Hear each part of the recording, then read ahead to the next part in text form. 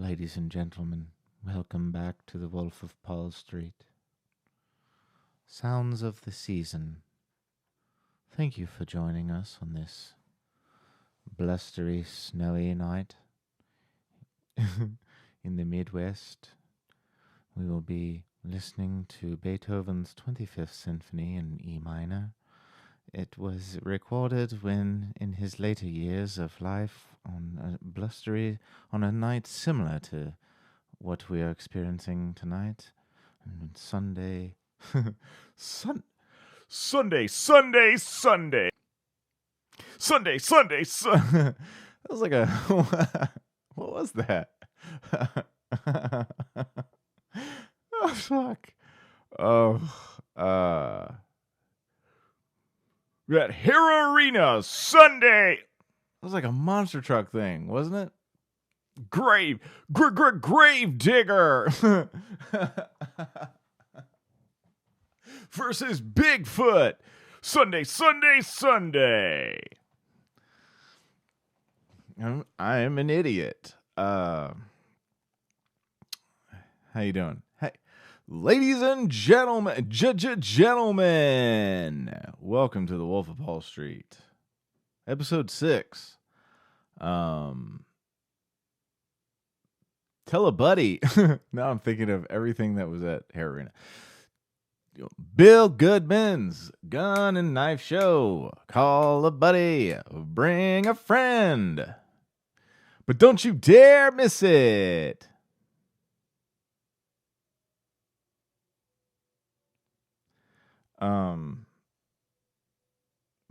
How's it going? Thanks for listening and watching. And hopefully this episode will be somewhat entertaining, because the last one was fun to make. So I figured, why not? Let's do another.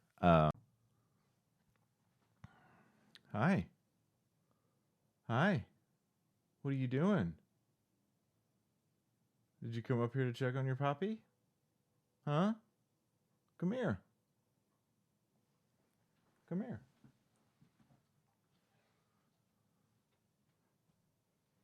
Let the fans see the actual wolf. Come here. Are you scared of that? Does it freak you out? Oh. Hi. Pawpaws. Thanks. Yeah. Thank you. You good? Okay.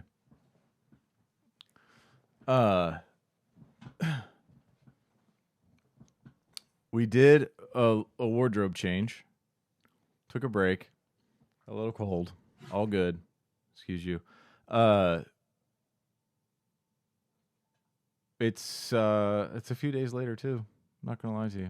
I got distracted by something shiny, and figured I would continue the episode in a couple days. In the West Coast studio, we got a brand new studio. We flew out for the game a week early, and I talked to my business manager, and I'm like, hey, I want to buy a new studio. And he's like, I don't know if that's such a good decision this early on. And I'm like, did you see the views of last week?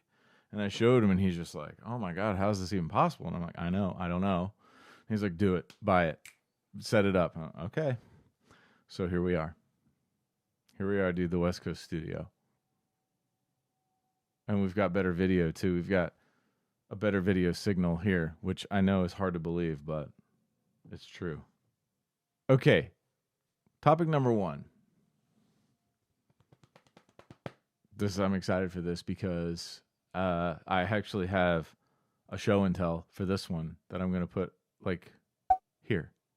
Hopefully it comes in like right about here. Take that in. Look at that.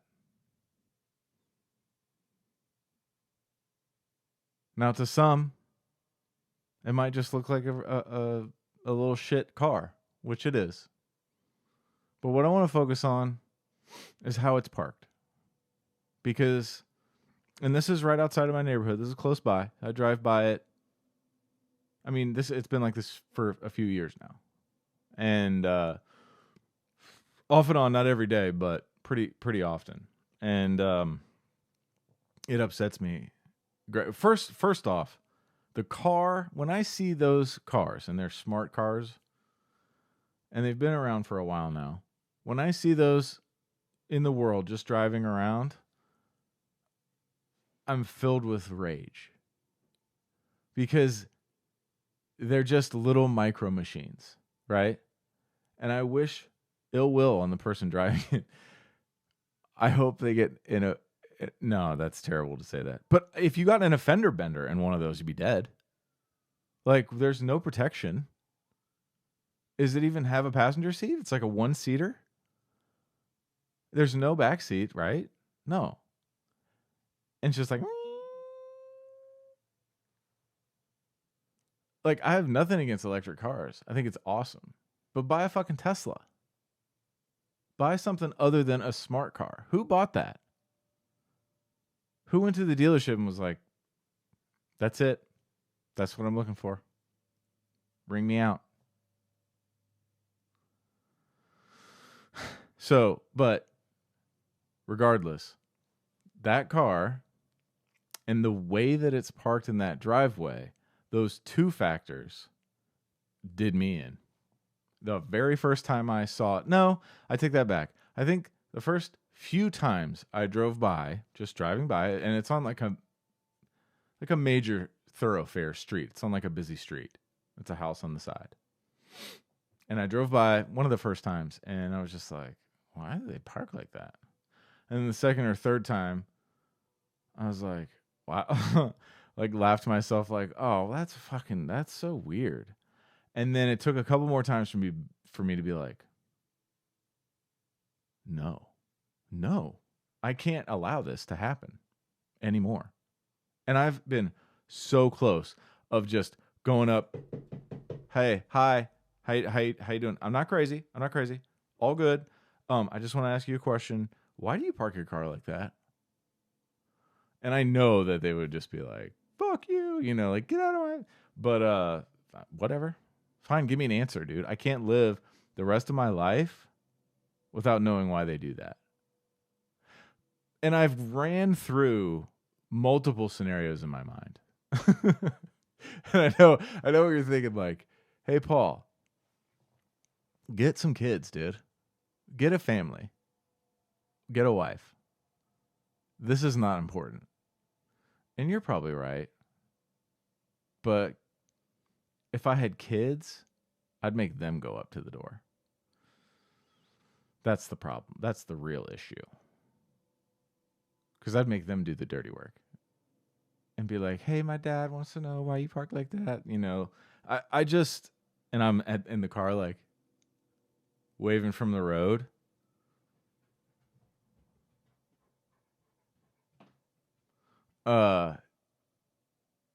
It can't be like an ease of like exiting, like they pull out onto the street quicker, because if that was the case, why not just back in? It's like that. It's like the neighbor in your neighborhood that, their garage door is always up. Always. And you're like, why? There's a door there. Does it not work? Why is it always up? Why is your garage door always up? All night long, it's up.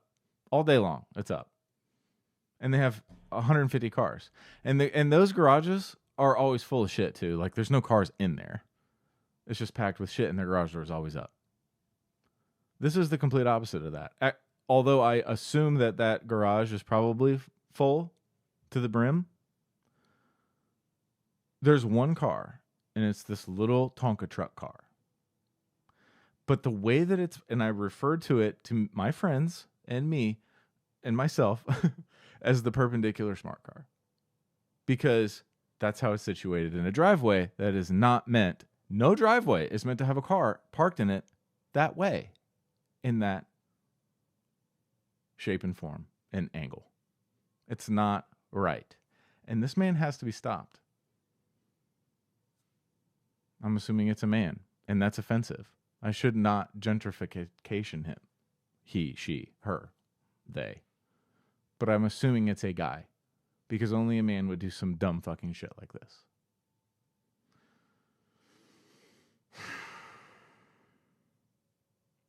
And no woman is buying these smart cars. They have too much shit. There's nowhere to put it in there.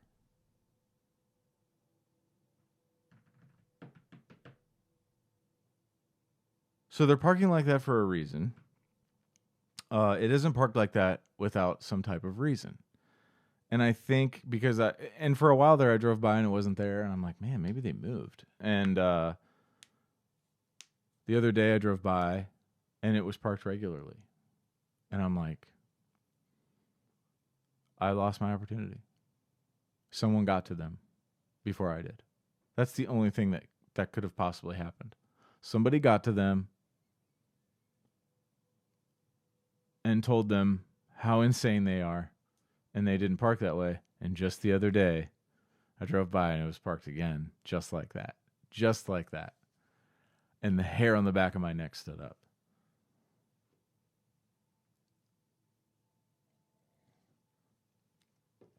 They have to be stopped.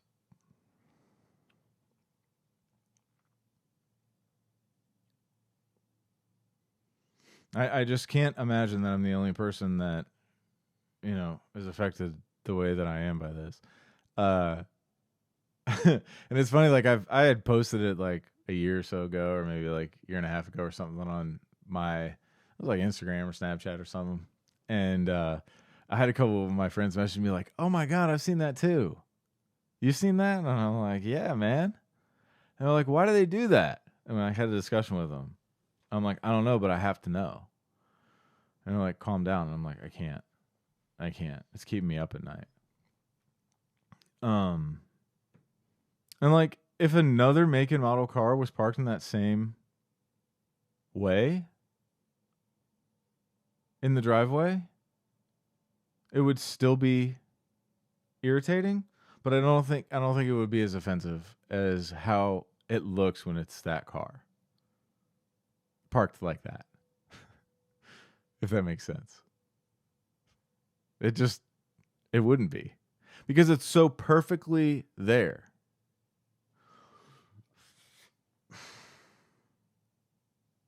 I hate it.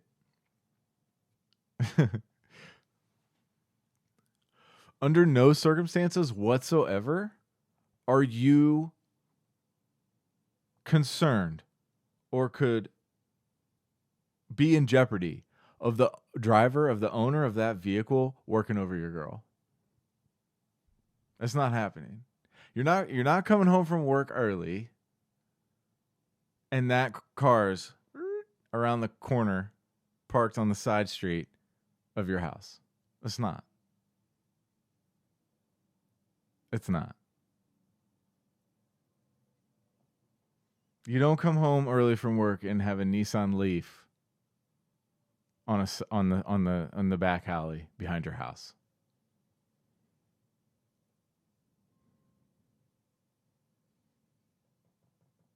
That guy's not leaving and your girl's at the door in like a little thing and she's like, "Bye." And he's like, "Bye."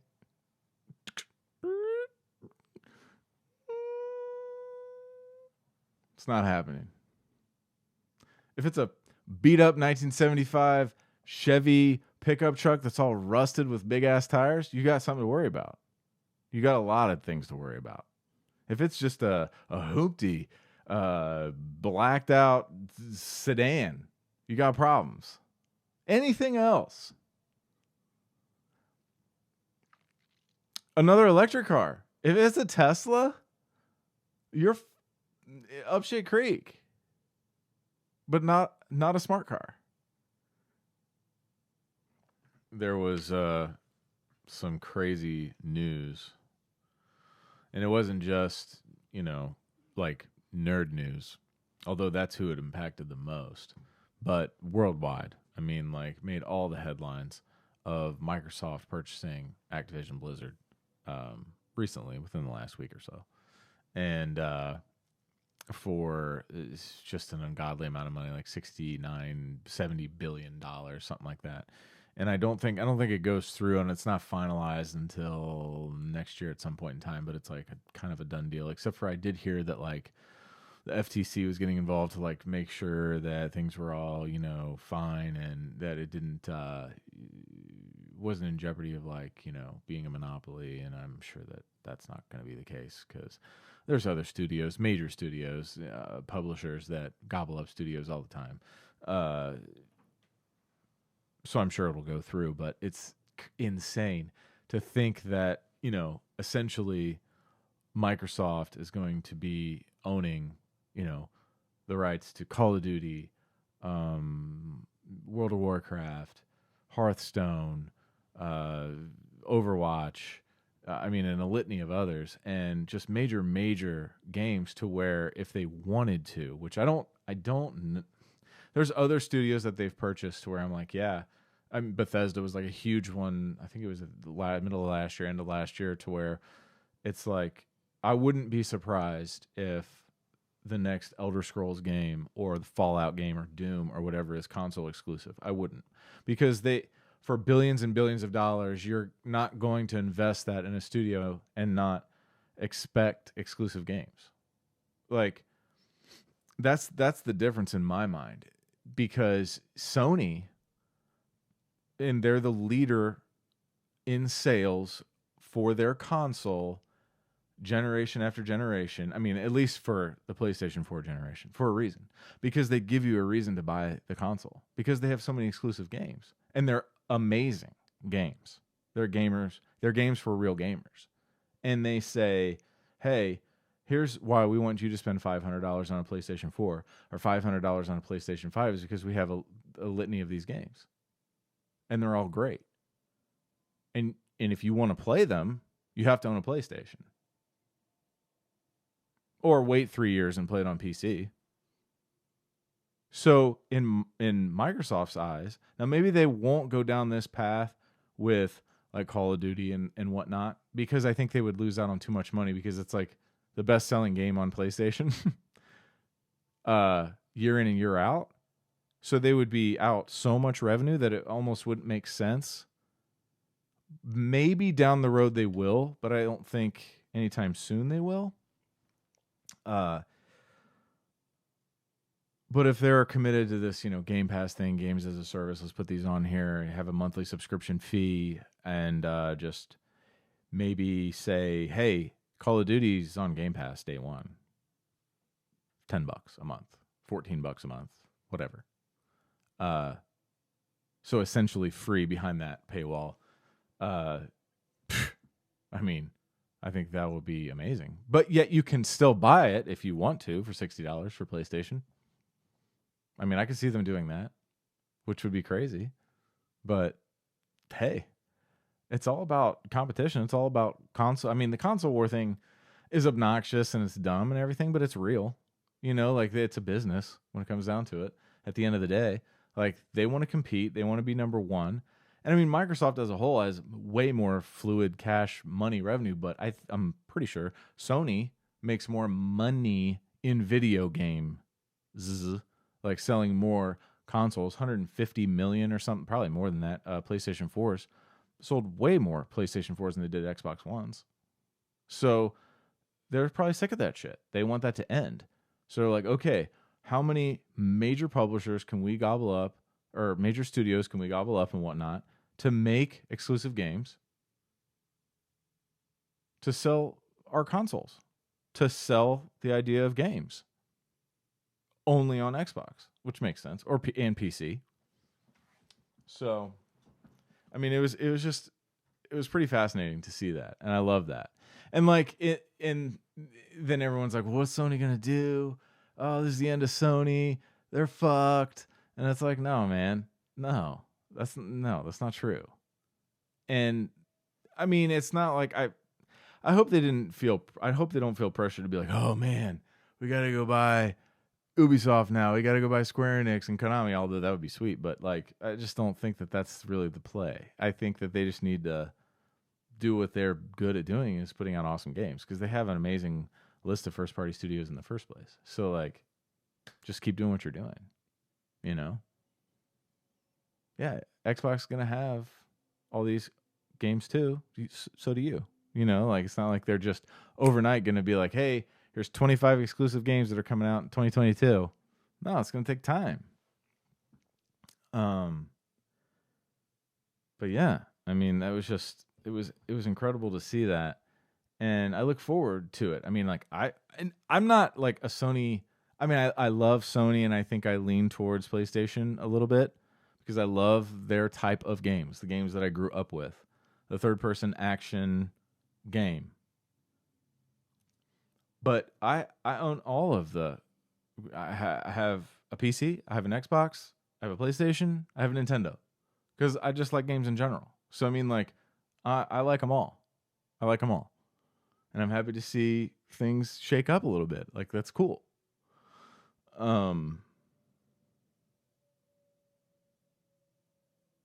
But Sony bought Bungie, who makes Destiny, and that's like their major. I mean, they do other stuff too, but that's like their major thing. And they said straight up, like, no, Destiny's going to be cross-platform for for everyone. But I think that they're for sure going to enlist Bungie to be like, hey, we need help in the first-person shooter online multiplayer area, big time, because that is where Microsoft shines. So we need you to help us be better in that arena, and I guarantee they'll do that. So yeah. I was on Instagram, and it kills me. Like I was talking last episode about how the comment section is just toxic as shit. But what's great is like if it's just a random picture of like a hot girl or and that's probably the best example. Like the comments are so foreign if you ever like analyze it. And you don't even have to go that far into the weeds, like to scroll way, way, way down or anything. It'll be like one of the top ones. And it's always like, hey, BB. It's always like some dude in Dubai who's just like, hey, BB, you want to make love? Sit on face. I cook for you. Take care, honey. Bye. And it's like, what the fuck? You know, like what? And there's a bunch of them. A bunch. Maybe they're just like bots because you hear about that a lot. And you can see like the fake comments on there and shit. But like it's always so like broken. It's I've never seen it to where it's like, hey, you're really like fluent English, you know, like and dirty. It's always like super broken. Like, mommy cook, love you, sweet sexy time. Me want to make love, cream pie. And it's like, what the fuck? What, dude? Why? Can you imagine posting that? What possesses somebody to do that? The best is like if it's just a random picture of it. It could just be also like a real artistic like picture of like a watch, and then it's like super high fidelity or whatever, and a neat background or like a landscape picture, and the caption, whoever took the picture will be like, it'll be like, what do you think about this? And it's like, hey, are you learning English, dude? Like, what do you think about this? Nice to meet you. It kills me. What do I think? I think that's all you can say. Like, if it's someone that's fluent in English and they're writing that, they're not going to write. Like, could you see yourself writing that? What do you think about this? No. You would be like, hey, guys, how's it going? I took a picture of my watch today. What's your opinion on Rolex? What's your opinion on Patek? What's your opinion on a Guess watch? Hey, let me know what you think of my picture. Thanks. Love you guys. Love you, BB.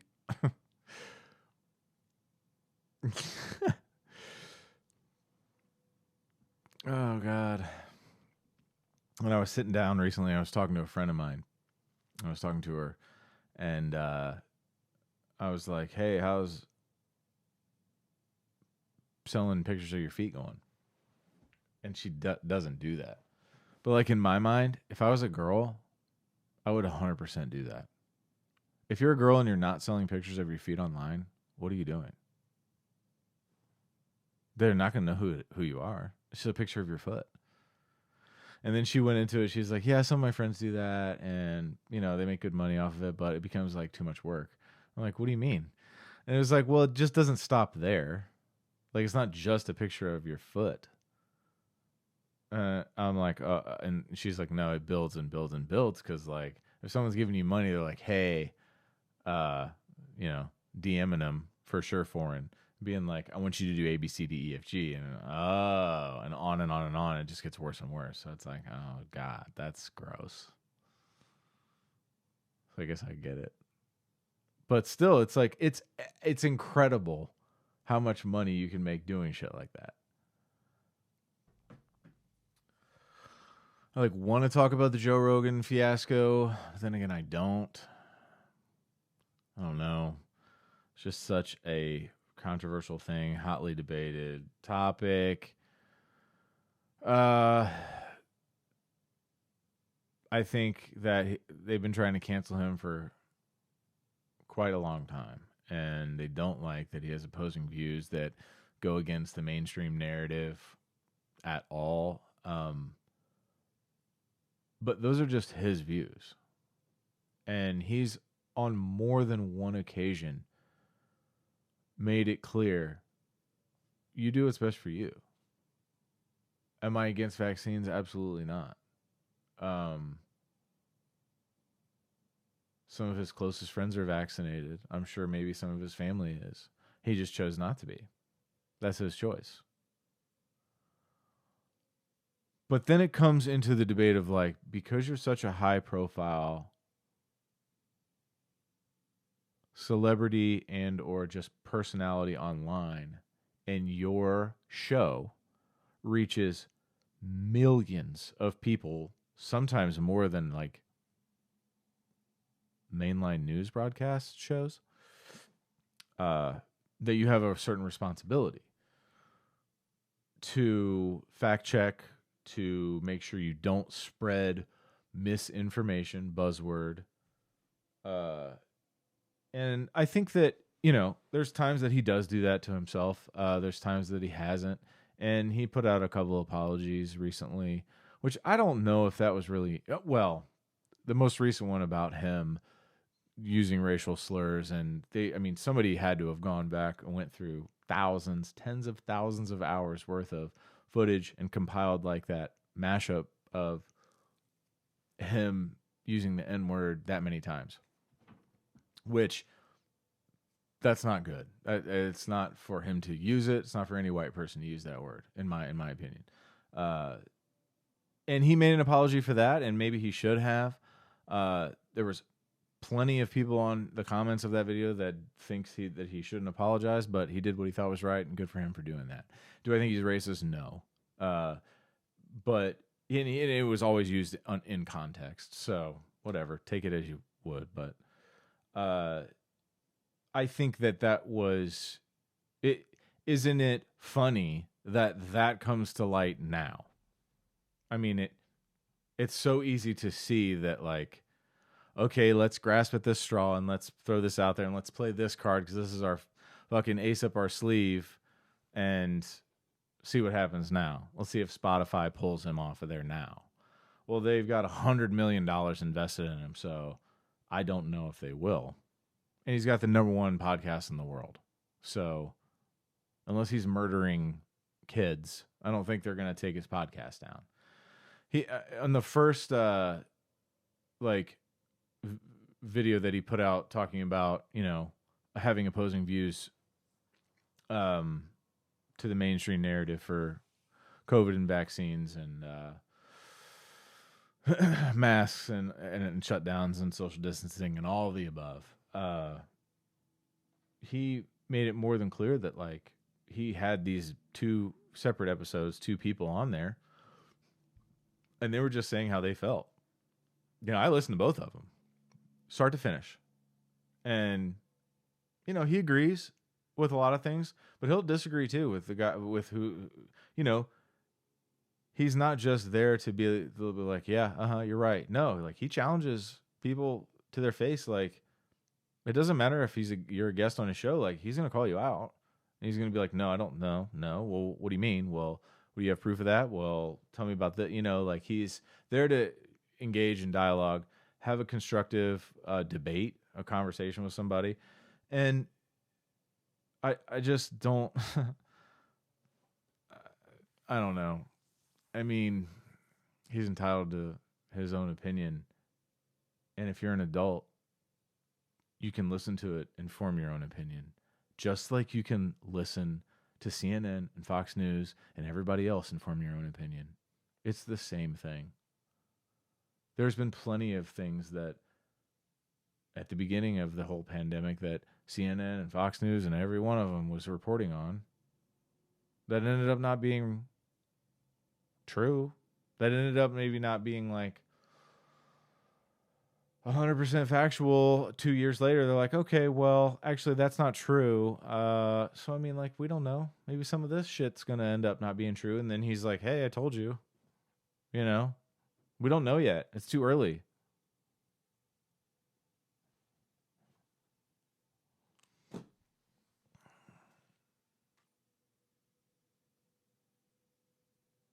I don't know. I don't know what'll happen.